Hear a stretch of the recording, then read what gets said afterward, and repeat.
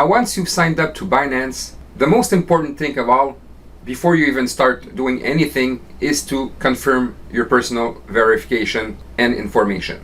So you will be requested to go in identification. It will bring you to this page. From there, you will need to submit your basic information and get verified. And then you will be prompted to provide government identification and facial verification. Once you've completed those steps, you can move on to the next part of the training. I don't think that you need to withdraw $200,000 daily, so you don't need the advanced verification. All you need is the basic and the intermediate. Please move on to the next part of the training. So the first thing you should be doing when you open your Binance account, whether it's Binance US or Binance.com, is to go in security and do your settings. Now, the most important ones you need to take care of is the Google authentication. The Google authentication, you just need to go on your mobile phone in your app section and download the Google authentication tool. And then you just follow the instructions that are here. It's very simple to do. And then you want to do the same thing for your SMS authentication. So basically, you're going to have a code that goes to your Binance, to your phone. So this will add an extra layer of security. As for the email address, especially if you're going to be using money wires or electronic wires or bank transfers, call it what you want, I would suggest you use the same email that you use with your bank. And last but not least is the anti-phishing code. So this will add an extra layer of protection within your email messages. So every time that Binance will send you an email message, you will see your anti-phishing code on it. So this will allow you to identify that this is truly a Binance email and not some phishing fake email you're getting. So that adds another layer of security. So once you've added your Google authentication, your SMS authentication, and your anti-phishing code, and made sure that your email address matches your bank email, then you're ready to start buying crypto. Please move on to the next part of the training. Okay, so for you to be able to buy coins, you're going to need to convert your country's fiat into one of these following coins here. But most people use USDT coins.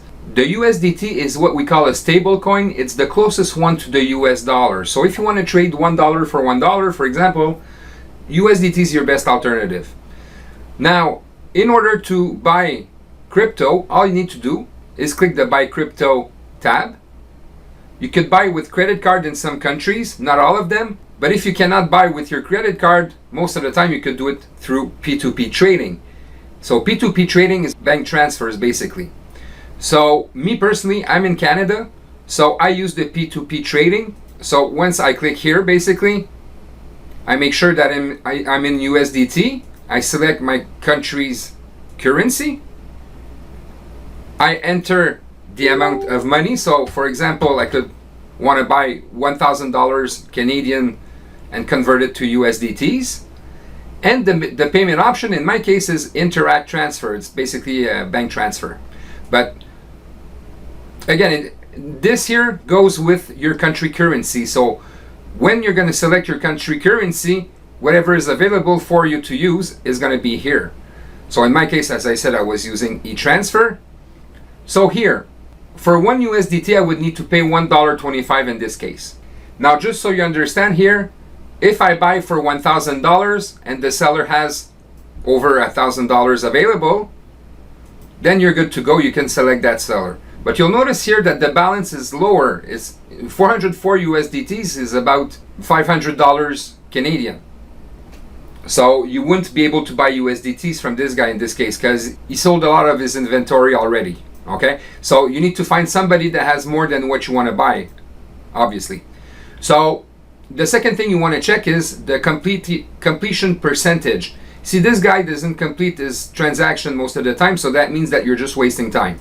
So you want to look for people that have above 90%.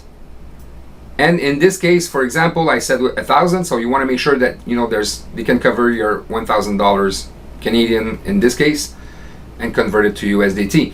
So here, this guy made 120 orders and 100% completion. So he would be somebody that is trustworthy. So in this case, I would select this guy and go and buy my USDTs. It's as simple as that. Then you just need to follow the instructions that are here, depending on what selection of payment you want to work with. So buying crypto is as simple as that. Now, what makes it safe is that Binance is always going to be the intermediary between you and the person who sells you the USDTs. So this makes your transaction with them safe. You will never get scammed or lose money if you follow the proper instructions and do what I just showed you. Now again, the payment method could be different from one country to the other. The banks are different from one country to the other. But what you need to understand here is that every time you want to buy crypto, you make sure you first select your currency, then your method of payment, and obviously how much you want to buy in your own currency. And from there, you just need to follow the instructions. So it's as simple as that to buy crypto. And when you're going to have USDT, that's when you're going to be able to buy coins. And I'm going to show that to you in the next video. Please move on to the next part of the training. Now I just wanted to show you how easy it is to buy coins when you have USDTs. So all you need to do is go in Markets, then click Fiat Markets, select USDT, and from there you have your coins that you could buy. There's a ton of them. I think there's more than 400 of them that you could buy. Okay, so later during this training, I'm going to show you how to spot good opportunities. But for now, I just want to show you how easy it is to purchase some coins. So let's say, for example, I want to buy Bitcoin. I just need to click on this. It's going to open the price chart. And here, I can buy. Now, you can buy with a limit, or you could buy at market price. Me personally, I always buy at market price. So let's say I would want to buy some Bitcoin right now. I just need to enter the amount of USDT I want to buy and then click buy Bitcoin. And it's as simple as that. That's how you purchase coins once you have your USDTs. Please move on to the next part of the training. Although Binance is quite safe to store your coins, it's always preferable to remove your coins from the Binance exchange site and put them on a hardware ledger. So the one that I use is Ledger Nano X because this is not hosted on any website. It's basically a key that holds your information. So like that, nobody can hack you, right? So the one that I use is Nano X, but I also use Trezor. Now Trezor is a little bit more expensive. So if you want something reliable and that doesn't cost too much, I suggest you go with the Nano X Ledger. If you have the budget to buy Trezor, then buy the Trezor one. But what's important here is that you store your coins on a hardware ledger or hardware wallet, call it what you want. Like that, you're sure that nobody's going to be able to steal your coins from you. And I'm going to make you an example. Let's say you buy, I don't know, Ethereum for $2,000 or $4,000 whenever you buy it. And from that point, it skyrockets to $40,000. So your one coin would be worth $40,000. Now, it would be really a shame that you get that coin stolen for XYZ reason, right?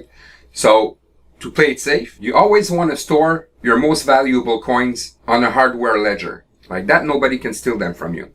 Obviously, this is not something that's necessary.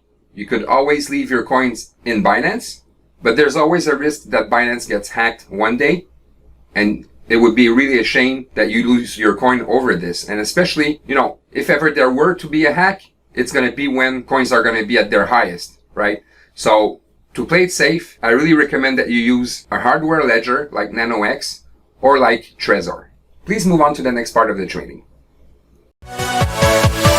Yeah.